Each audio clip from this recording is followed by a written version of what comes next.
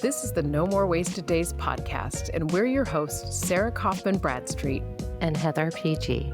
Grab your favorite NA drink and listen as we share vulnerable stories so you never feel alone on your alcohol-free journey. And gain insights from us as we break down our most used tips and strategies that have kept us alcohol-free. It's time to break free from wasting any more of your days to the drinking, blackout, hangover cycle.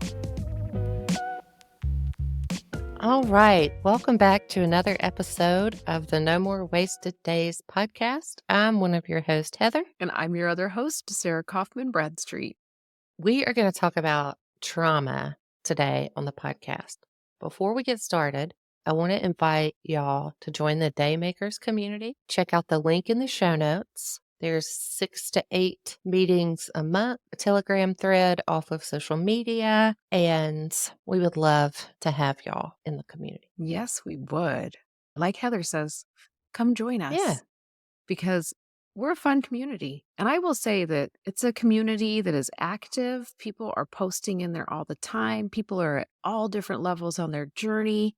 And there really is no shame. We accept everybody on all different levels of their alcohol-free journey. So Go check out the link in the show notes and decide if it's right for you. Yeah. And you can do a 1-week trial just to decide.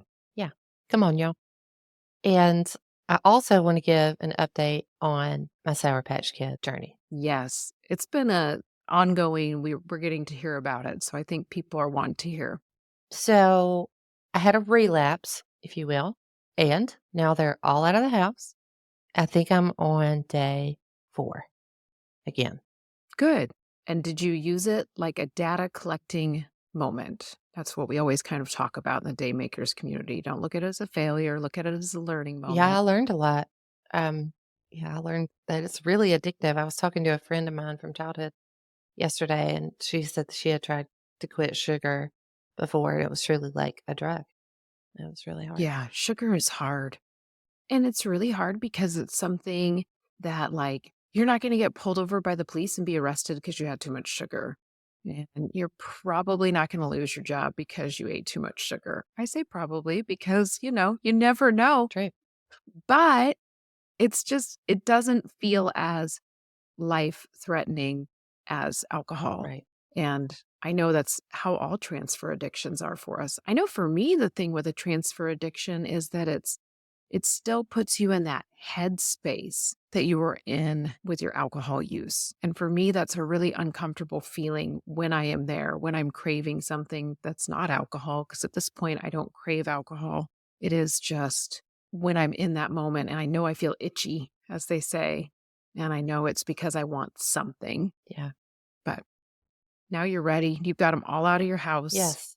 Now you can tackle those little kids. Yes. One day at a time, right? I totally had this addict moment for you.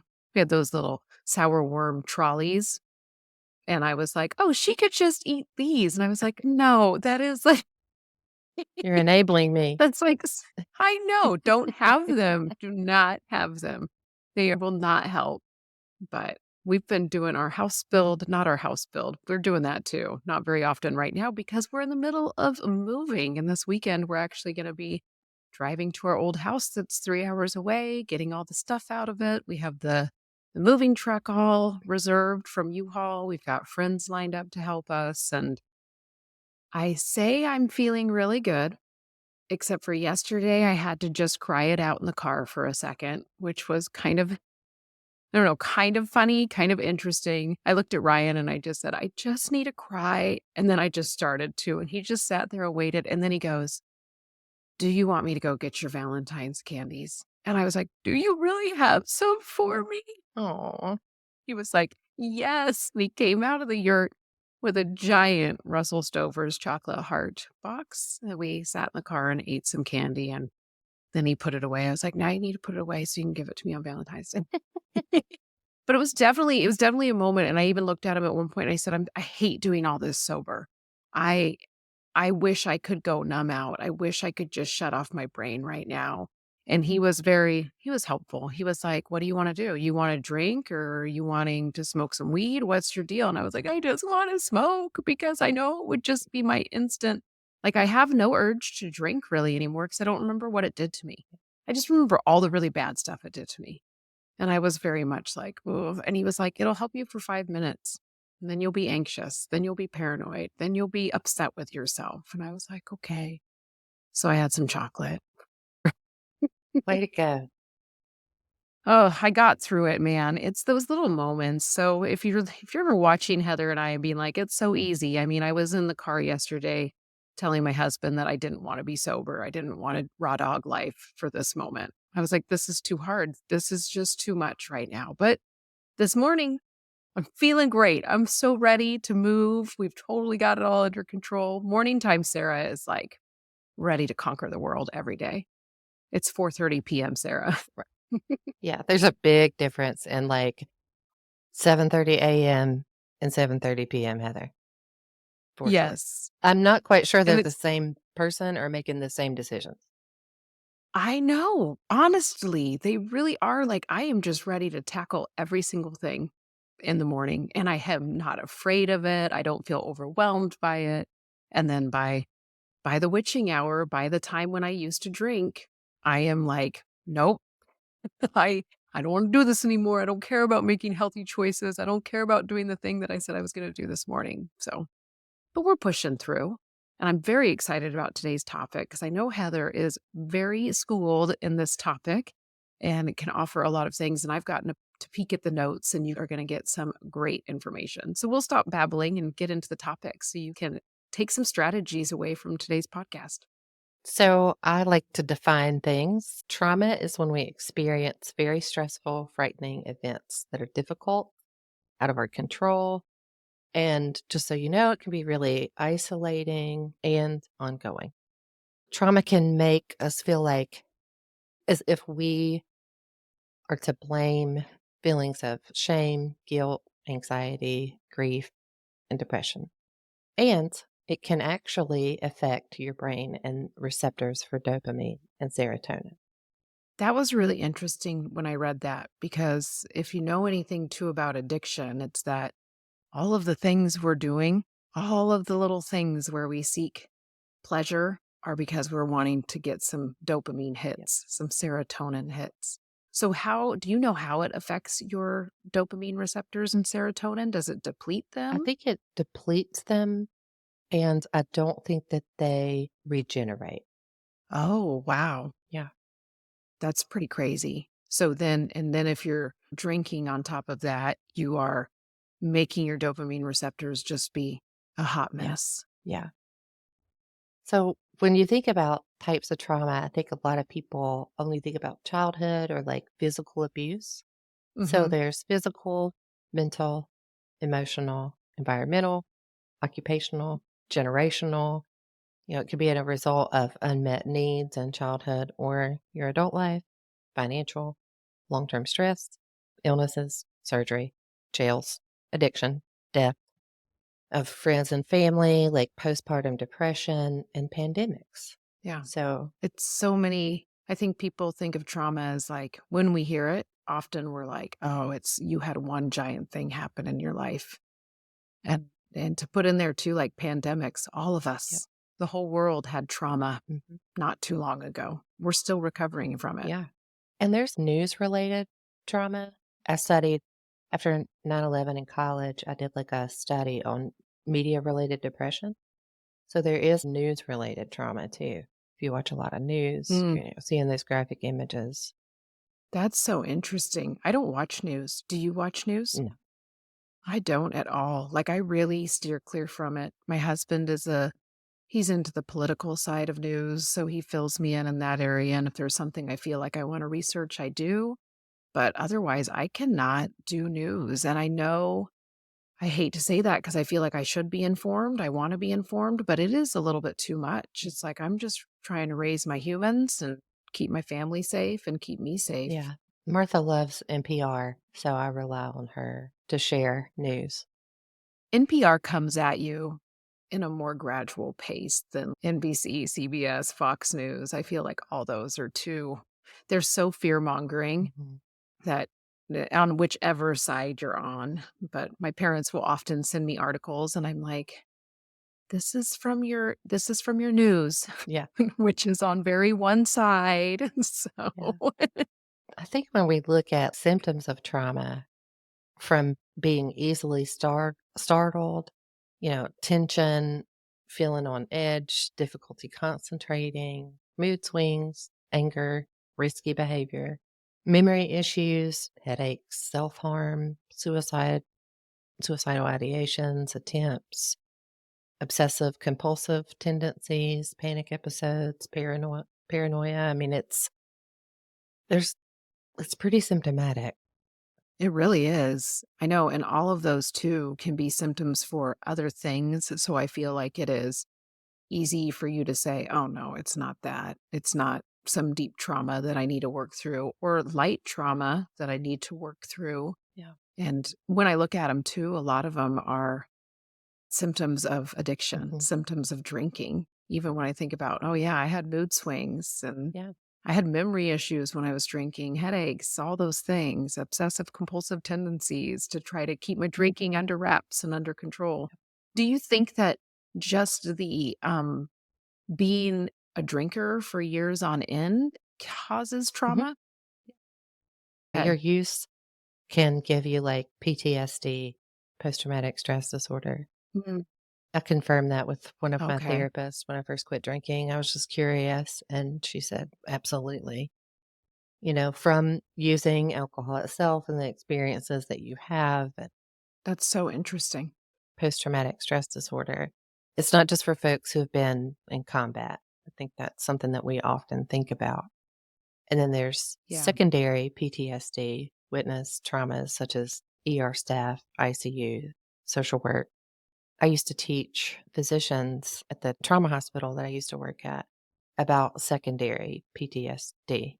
We tried to like debrief at the end of a long shift if we'd had shootings or like major car wrecks come through and just really try to bring awareness to the providers on that.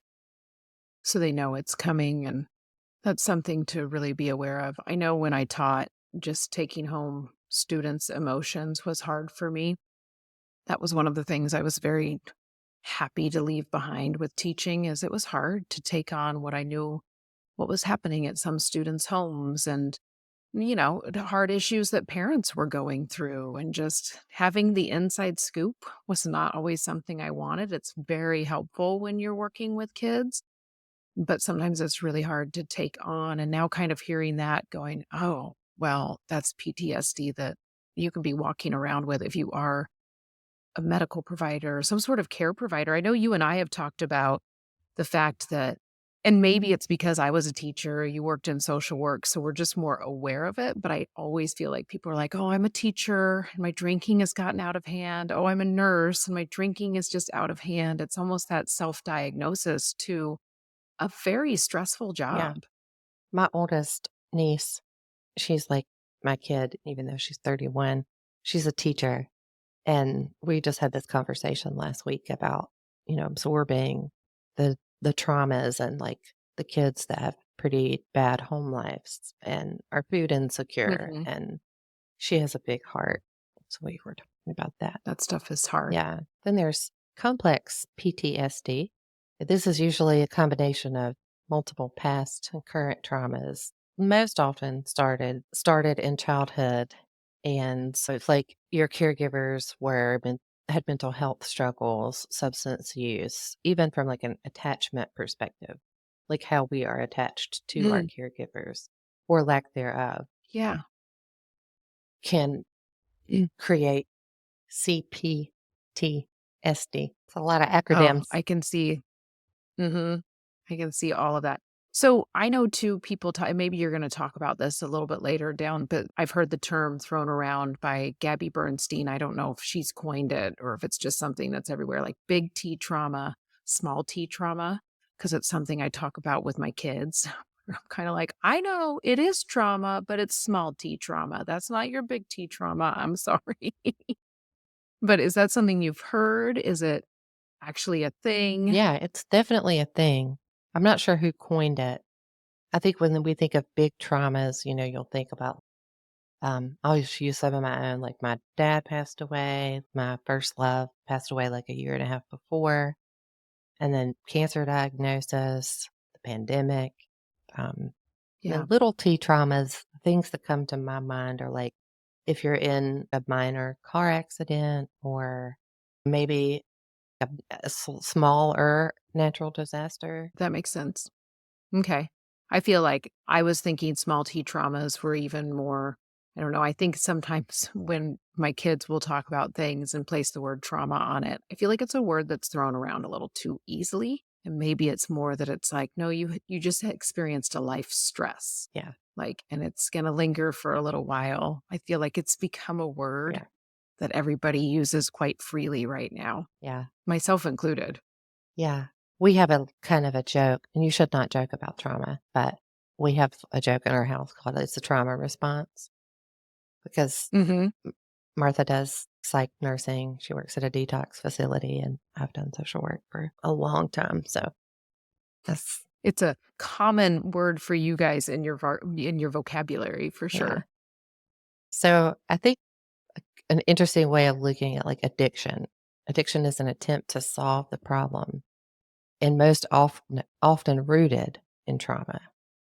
And our traumas, they Mhm. don't go away, unfortunately, but we can learn how to live and cope with them. Like the ways that we can live and cope with them, EMDR, which is eye movement desensitization repetition. I actually just Okay. started that yesterday. And I'm so interested to hear how it goes for yeah, I hear you. it's life changing and I'm here for it. Yeah, that's what I've heard from people. Mhm. I am here for it. So EMDR. Hmm. And did you your it seems like your therapist is very schooled in all of the newest methods that maybe people are talking about on social media or whatnot. So did you just reach out to a brand new therapist for EMDR? So you have to be specialized to do EMDR. So I got a referral Mhm. from one of my therapists. Okay. Yeah. And I could do it virtually. And Oh, she wow. lives, my new therapist lives in the city that we used to live in. And that's kind of Mhm. a far drive. And, we live in the country. So I don't know like how many like specialized therapists there are here.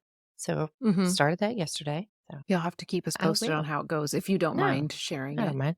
And that there's internal family systems, IFS. I've also done that. And it's really helpful. And you learn so much about your protector parts and the reason why you do certain things that you do. It's really Yeah. interesting. It's like I have visualization tools. It's pretty cool. that's one that I've just done research on my own, and from what I've read, tried to start doing it a little bit to myself, and it's very, very cool to look back and think, "Oh, this is a learned behavior because I had to do this so often as a child that I think I need to protect myself from this thing, which I no longer need to protect myself from," or even getting a mental image of where did drinker Sarah originate? What was she trying to solve? And I always go back and see teenage me when I think about it, and I'm like, "Oh, it's so interesting." It's also, I feel like, just kind of cool to see your parts in different ways and go, "Oh, that's just the teenager in me still trying to fit in, still trying to be totally different than everybody." There were so many different parts of me that I was just trying to work out in those young years. Yeah. So that's what I'm very interested in. Yeah. I highly recommend it. We learned a good bit about it in my life coach training. Of course, I can't do it. I'm not a therapist. So I don't want to be a Mhm. therapist. Yeah, you do need to we should put a disclaimer. You do need to find a therapist for all these things. Reading about it is great and implementing some of the practices, but if you are like, "Oh, I really want to take a deep dive on one of these things," start looking up therapists that are specialized in Yeah. this and talk to your insurance and see if you can get some of it covered, and it's a great Yeah. thing. And like Psychology Today is a good resource if you're looking for a therapist to do one of these type of treatments or modalities. So Mhm. I think too when we look at ways to cope, we want to avoid substances. I can tell you from true lived experience that it does not help. It does make it worse. And you want to spend time with friends and family who you really trust, who are supportive.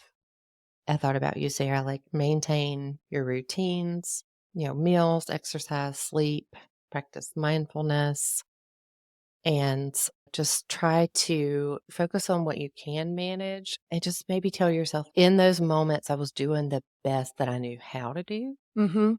And Oh, I think yeah. that's, That goes almost into, like, the forgiving your drinking self yeah, when you are going, "Why did I try to self-medicate? Like, why was I trying to do that?"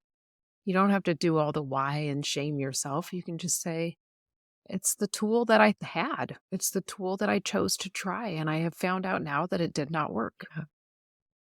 And I do want to take a moment to recommend Push Off From Here by Laura McGowan. It's her second book, and it is based on trauma and addiction. It's got workbook components and like real life stories of folks that she interviewed and actually knows. And any Mhm. material by Gabor Mate. I'm not sure if I'm pronouncing that correctly with my accent. He's a really cool Canadian medical doctor he's like me, did hospice. He's done a lot of different things and he's got some good books, I think 4 books, and he's on a lot of podcasts too. Yeah. Cool. Thank you for those resources. I think they'll be super helpful to Yeah. people. And I think it is always, you can always just listen to books too and absorb what you're absorbing at that moment and then decide if that's something you want to take a deeper dive into. But I don't know how many people I have on the internet ask me, what happened to you that made you drink so much? Like there's one huge traumatic thing that they're wanting to hear. And I'm always like, I don't have I do not have a defining moment. I am sorry to disappoint some people, but and when I was a brand new sober person, I was like, I don't even there was no reason for my drinking, yada yada yada. It was just me being a normal 20-year-old that started drinking and it just escalated. But as I take a deeper dive, I can see repetitive patterns in my drinking. And through my recovery, I've been able to say, okay, this is something that triggers me. So don't write off trauma as this, like, oh, well, that doesn't even affect me. Cause I was that Yeah. person, which is the more I learn about myself in very early sobriety is like, oh, I was so in my head, so ego driven. And so, like, I just really didn't want to have a drinking problem. I always go back to that. I just didn't wanna have a problem with alcohol. So I was trying to say everything to make it not true for myself, and then I started being like, "You know what? It's totally okay to have a problem with alcohol, and it's totally okay to seek how to fix it." Yeah. I think it's a lot of collective, maybe small traumas with some big traumas. And I know it sounds scary, but I think it's really noteworthy and key for truly a push off point to maybe have some long term sobriety from alcohol. Yeah, and if you really do start doing the work and learning what your things were, and maybe they were big things, maybe they were small things, but when you really start to learn, it makes it easier, as hard as crazy as that sounds, because you don't sometimes we just don't wanna talk about those hard things, but when you start to go, "Oh, maybe it was this," you're like, "Oh, okay, well, that's something I can learn from, and that's something I can keep moving forward with." Yeah. So, I want to also invite you all to take a look at the link in the show notes. And I've got some spots in my one on one coaching. I'm not a trauma therapist. I can help you find a therapist. But if you want to work one on one together, check it out. definitely, should help you work out some ways to actually start finding those things that stuck out for you, and why did you quit drinking? Because I think that's a really loaded question for people, like, "Why did you drink?" And you're like, "I don't know. Yeah. It's really fun." Yeah. And you're like, "Oh, wait, I have to do some work and find it." And Heather can help you find that and really start making a plan on how to tackle those issues when they come up. Yeah. I think when you hear the words come out of your mouth, to a safe space, a private space, you start connecting dots and you're like, Mhm. oh, you have a lot of aha moments. So, in terms of coping with some of these traumas or the symptoms, I found this emotional regulation technique called STOP, STOP. So, when we're taking a look at this exercise, if you will, you want to, the S, just pause for a moment. T, take a breath.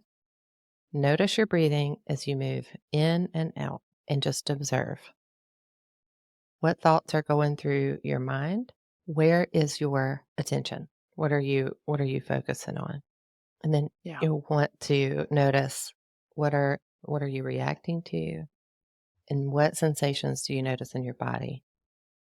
And I have observed personally and watching and talking to other people, folks who are trauma survivors like me, we don't feel a whole lot in our body at first. I Mhm. think it's really important to pay attention. And then the P, pull back, put in some perspective. What's the bigger picture? Take the helicopter view. What is another way of looking at this situation? What would a trusted friend say to me right now? Is this thought a fact or an opinion? What is a more reasonable explanation? And then how important is this? How important will this be in 6 months' time? That's my favorite one to use on myself. Hmm. Like I won't even remember this moment in 6 It's a good months. one. When I thought I was on death's bed with COVID, Heather was one of the people I hopped on a Daymakers just check-in call, and it was Heather and one other good friend from the community. And I totally said, "I'm not even gonna remember this, or I'm gonna look back and go, I was being such a big baby." But I had the COVID blues, guys. It felt very bad. It felt much worse than it was, but I will say that in 6 months' time past it, now it's been a year past that, I feel like, wow, that was not a big deal, and I was really blowing it proportion a little bit in that moment, and that helped me for sure, kind of stepping back and going, "This isn't gonna be a big deal." But there's one more P to stop, isn't there? Yes. I like the ones where they add another letter. So the P, practice what works and proceed. What is the best thing to do right now for me, for others, for the situation? What can I do that fits with my values? And try to do what will be effective and appropriate. I like that. Yeah, And then how does it fit in with your values? Go back to the values episode and really listen to that. If you're experiencing some trauma, some heavy stuff, that's a great episode to work with and go, okay, now I know where I want to live my life. How does this fit into that? definitely. And I think like these cognitive behavioral therapies and STOP, which I think is from dialectal behavioral therapy, I think these are really good ways to cope with trauma also. Obviously. It Hmm. doesn't have to be, maybe as intense as EMDR or IFS, but DBT, CBT, and talk therapy, I think, can be helpful too. And a lot of times, too, I think people think it has to be this intense thing, like, oh, if it's going to work. Sometimes it really is going back to the basics, the things that maybe we didn't learn in school that we really needed to. Yeah. Or depending on your parents, maybe they didn't know how to do this stuff, so they weren't able to teach it to you. Yeah. Or maybe you were a surly teenager and you didn't want to hear it. Yeah. So just to recap, we talked about what is trauma, the types of trauma, symptoms of trauma, the PTSD, CPTSD, secondary PTSD, and then you So can use STOP, which is, just to briefly recap that, take a pause, take a breath, observe, pull back, put in some perspective, and practice what works and proceed.